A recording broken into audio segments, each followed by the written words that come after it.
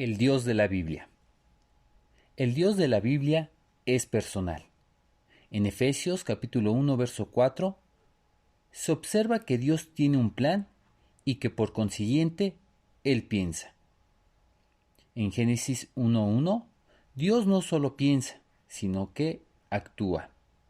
En Juan 3:16, no solo piensa y actúa, Él siente, porque ama. El amor es una emoción. Así, el verdadero Dios es un ser personal. Piensa, actúa y siente, que son las tres características distintivas de la personalidad. No se trata de una fuerza impersonal ni de una substancia que todo lo incluye. Es un ser personal, es decir, cuando nos habla dice yo y nosotros podemos contestarle tú. En Deuteronomio 6:4, el Antiguo Testamento enseña que solo hay un Dios. En Santiago 2:19, el Nuevo Testamento también enseña que solo hay un Dios. Pero la Biblia enseña asimismo que este único Dios existe en tres personas distintas: Padre, Hijo y Espíritu Santo.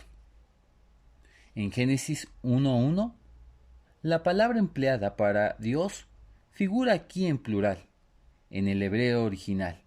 Los judíos dicen que este plural es el plural de majestad, pero la mejor explicación es que ya en el primer versículo de la Biblia se nos insinúa la Trinidad. Esto resulta claro, especialmente en el pasaje siguiente. En Génesis 1:26, hagamos. Aquí se muestra claramente que hay más de una persona en la divinidad. Véase también Génesis 11:7.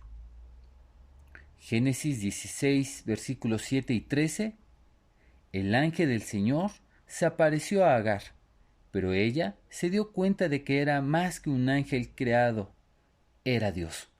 Cuando estudiamos todos los pasajes del Antiguo Testamento que hablan del ángel del Señor, se hace evidente que Él es la segunda persona de la Trinidad, la que más adelante vino a la tierra como Jesucristo.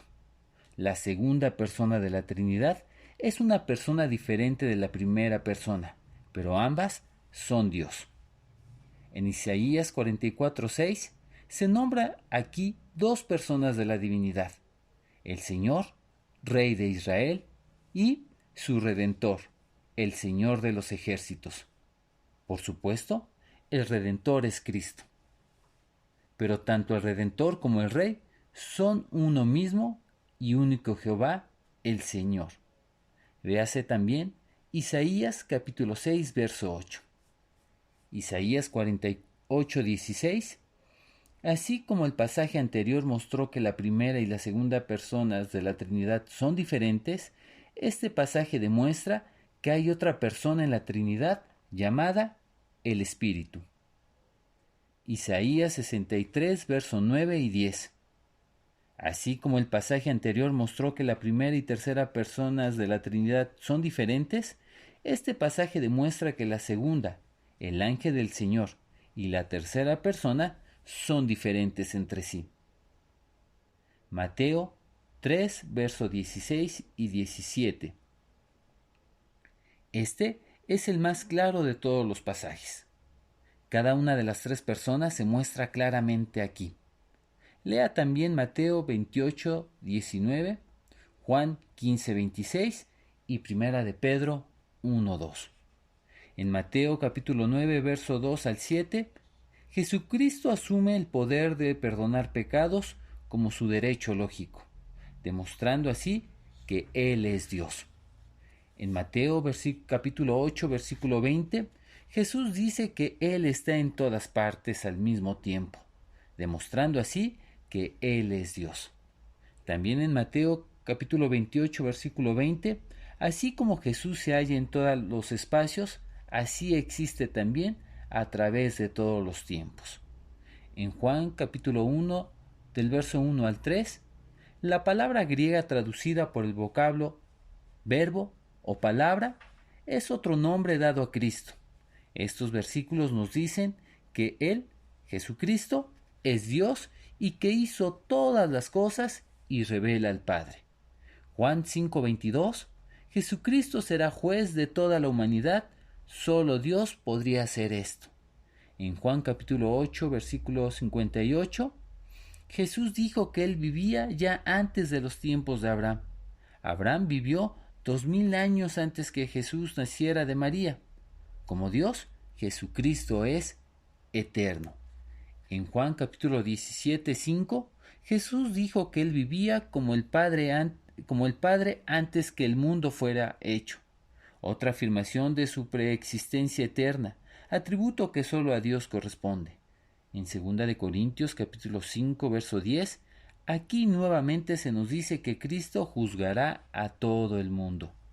En 1 de Timoteo 3:16, fue Cristo quien vino, hecho carne, y aquí es llamado Dios. Lean también Juan capítulo 1, versículo 14. Tito 2:13, aquí nuevamente Jesús es llamado definitivamente Dios. Así pues, la segunda persona de la Trinidad no solo es distinta de la primera persona, sino que es, con ella, igualmente Dios. Lucas 12, versículo 10 y 12. Pensamos ahora en la tercera persona de la Trinidad. Estos dos versículos muestran que es Dios y también que es una persona tanto como lo son el Padre y el Hijo. Juan capítulo 15 y verso 26 se dice nuevamente aquí que el Espíritu hace algo que solo una persona puede hacer. Juan capítulo 16 del 7 al 14, el Espíritu, es decir, el Consolador, es diferente de la segunda persona, y nuevamente se nos dice que hace cosas que solo una persona puede hacer. En Hechos capítulo 8, verso 29, solo una persona puede hablar. En Hechos 13:2, el Espíritu Santo es una persona. En Hechos 15:28, el Espíritu Santo también es una persona.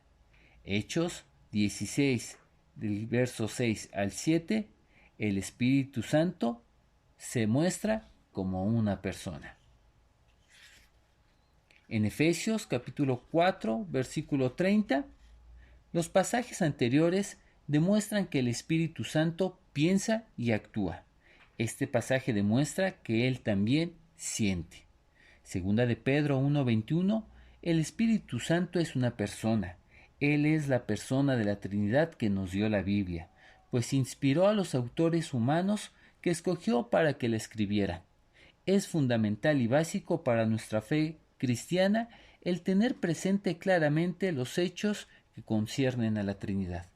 En 2 de Corintios capítulo 13, verso 14, la obra de cada una de las tres personas es importante para nosotros. Jesús murió para salvarnos. Dios Padre nos lleva hacia Él y nos ama, y el Espíritu Santo se relaciona con nosotros.